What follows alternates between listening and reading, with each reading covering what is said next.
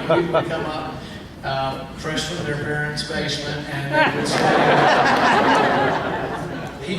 he asked me a great question. He said, well, how much should I pay? And they were flabbergasted. They had no idea. How much should I pay? And then finally one young lady says, oh, 35%. He said, well, great, that would be a huge reduction because I already pay 36% federal, 12% New York, and another 13% for Social Security. 35% would be a dream. But they don't have a clue because they don't pay income tax. They don't pay income tax.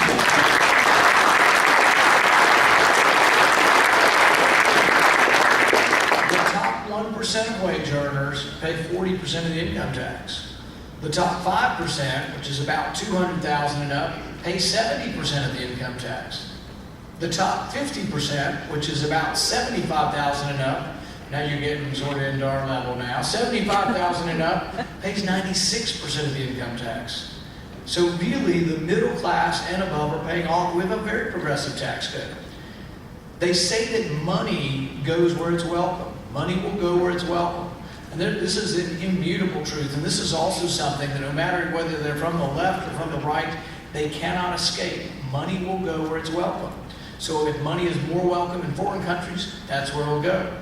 If money is more welcome in Texas than Illinois, that's where it will go. The people go there also. People are moving to Texas. People are moving to Tennessee, moving to South Carolina. But they're moving away from the states that have high income tax. They're moving away from or moving to the right to work states. Woo! This is what's happening, this migration. But ultimately, I think there will be a consensus, even in Washington, to change the tax code because we're paying a corporate income tax of 35%. Boo! Most of Europe, yes, boo. Most of Europe is paying a corporate income tax in the low 20s. We're not even competing. We have a company in Louisville that has 1,000 employees, and their competitor is Bacardi in Bermuda, and they pay 9%. Eventually that company will grow big enough that they'll buy the Louisville company and the jobs will go overseas. We have to be competitive on taxes, on regulation. On labor, we may not compete with labor in some of these countries, but there's still a lot of things that can be sold here that the distance to sale will be that we can still make them in our country. There'll still be some things we buy overseas. And that's not all bad. I mean, the average person who shops at Walmart each year saves $900 a year because of free trade. It isn't a bad thing. But we still want to have a manufacturing base. It's not that we want to give up on that, give up on those high-paying jobs. But we have to produce things here. We have a lot of oil and gas here. 9.2 million people work for the oil and gas industry. The oil and gas industry pays $86 million a day in taxes.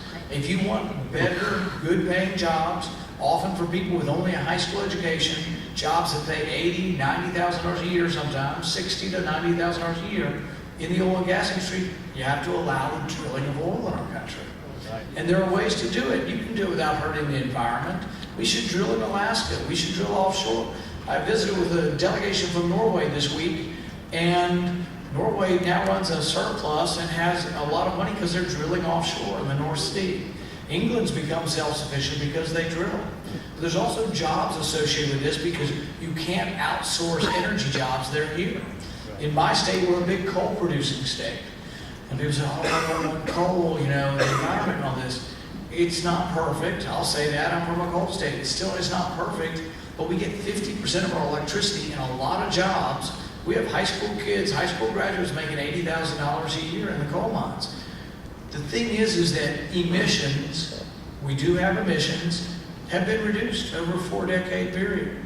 It's not perfect, but really when they say, Al Gore says, oh, the Statue of Liberty's drowning and the polar bears are drowning, it's nonsense. Do you know when pollution was probably the worst in our country's history? 1900. About 1890. When people burned coal in their fireplace. Now we all burn it at least in one location and have some control over the emissions. In my book, we talk about some of the abuses of what's going on with government. The book is called Government Bullies, and in it, we look at citizens who have actually been imprisoned by their government for breaches of regulations. Sometimes breaches of foreign regulations, not even our own. We've had no vote on it. And the ones that are domestic regulations, sometimes we had no vote on those either because they were written by unelected bureaucrats. I did it in the form of anecdotes because I want people to read those stories and relate to what it would be like. One of them, I'll tell you one story, is a 41-year-old woman. She's a nurse. She has a 2 or 3-year-old child. She's never been arrested. She's never had a speeding ticket. She was working part-time for her father, selling residential lots to be developed. Her father had been developing lots for 40 years. He's 70 years old, 40 or 50 years, never had a lawsuit against him, had a stellar business reputation.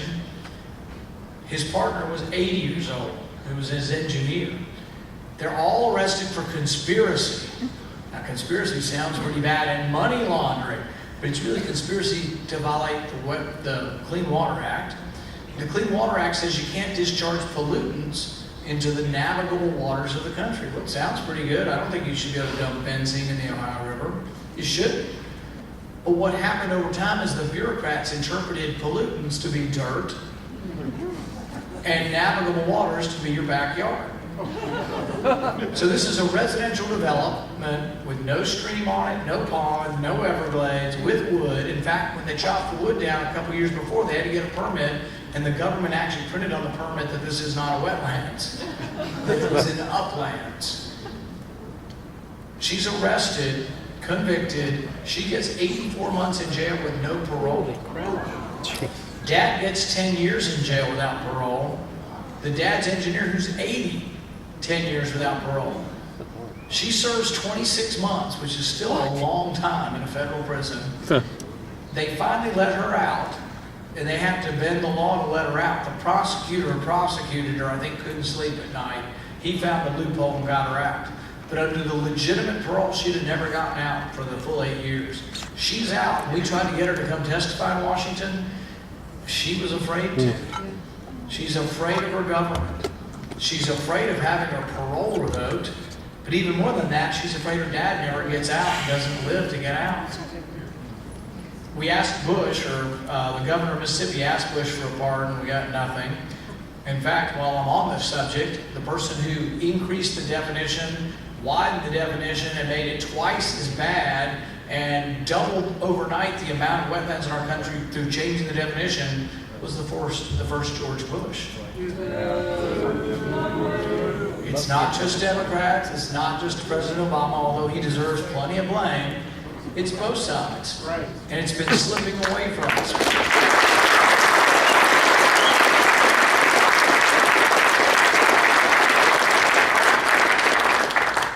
I'm glad you're here today. I hope you'll remain active. It isn't over with the presidential election. The fight still goes on. There are many fights. Realize you may not agree with me on everything. I don't agree with my wife on everything, okay? But we have to learn to work together. I'm on your side, and there are people who throw up their hands and say, you're not exactly your dad. I'm not. There won't be another phone call. He was good breaks.